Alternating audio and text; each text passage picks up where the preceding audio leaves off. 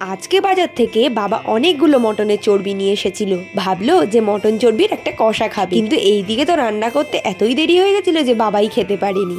এখন না এইসব রান্না বড্ডই হাইপে উঠেছে। আগে এইসব রান্না এতটাও খাওয়া না হলেও এই চর্বি থেকে শুরু করে স্পেয়ার পার্টস এইসব কিন্তু খুবই এখন খাওয়া চলে। এই যে দেখো, কথা বলতে বলতে রান্না কিন্তু অনেকটা এগিয়ে গেছে। কড়াইতে কিছুটা পরিমাণে সর্ষের তেল গরম করে তার মধ্যে গোটা গরম মশলা, শুকনো লঙ্কা, তেজপাতা, কাঁচা লঙ্কা, পেঁয়াজ, টমেটো এইসব দিয়ে ভালো করে একটু কষাতে হবে। কষাতে মানে ওই আর কি একটু ভাজা ভাজা হতে দিতে হবে। আর এইদিকে আরেকটা মশলার পেস্ট বানিয়ে নিয়েছি, যার মধ্যে আছে লাল লঙ্কার গুঁড়ো, শুকনো লঙ্কার গুঁড়ো, জিরে গুঁড়ো, ধনে গুঁড়ো, আদা রসুনের বাটা দিয়ে ভালো করে একটা মিশ্রণ বানিয়ে নিয়ে সেটাকে সেই ভাজা মশলার মধ্যে ছড়িয়ে দিতে হবে। এইবারে ভালো করে একদম কষাতে হবে যতক্ষণ না তেলটা ছেড়ে আসছে।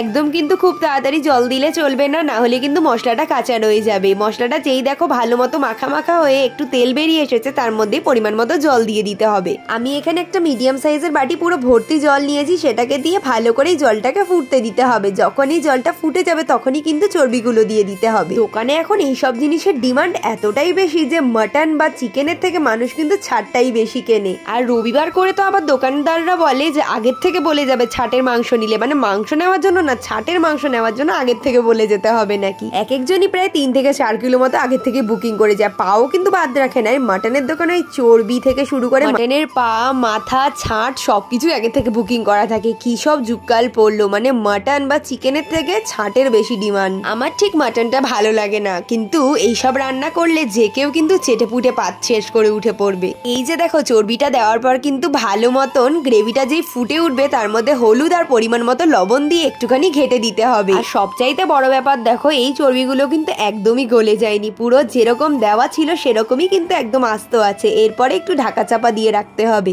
এই 5 থেকে 10 মিনিট মতো ঢাকা চাপা রাখতেই যেই দেখবো গ্রেভিটা ভালো করে একটু মাখা মাখা হয়ে এসছে আর মটনের যে চর্বিগুলো ভালো মতো সেদ্ধ হয়ে গেছে, তখনই কিন্তু দুর্দান্ত ভাবে এই মটনের রেসিপিটা রেডি হয়ে যাবে। এই মটনের চর্বি দিয়ে কিন্তু বড়াও খুব ভালো লাগে, মানে বড়ার তরকারি করলে বা এমনি বড়াও কিন্তু খুব ভালো লাগে। এইরকম চর্বির কষা বাড়িতে অনেকবার হলেও আমি কিন্তু এই প্রথমবারই দেখলাম করতে, কারণ আমার মটন খুব একটা ভালো লাগে না আর গন্ধটাও খুব একটা পোষায় না। এই যে দেখতে পেলে তো, কষাতে কষাতে যেই দেখবো ভালো মতো গ্রেভিটা ঘন হয়ে গেছে, তার মধ্যে শাহি গরম মশলা গুঁড়ো ছড়িয়ে দিয়ে একটু নাড়াচাড়া করে নামিয়ে দেবো এই সুস্বাদু স্বাদের চর্বির কষা। রান্নাটা কিন্তু করতে খুব একটা সময় লাগে না আর সেরকম কোনো জিনিসও লাগে না। মোটামুটি বাড়িতে সচরাচরের ইউজ করা মশলা থাকলেই কিন্তু এই রকমের কষা মাংস রান্না করা যেতে পারে। মাটন লাভারদের জন্য কিন্তু এইসব রান্না স্বর্গ সমতুল্যর মতন।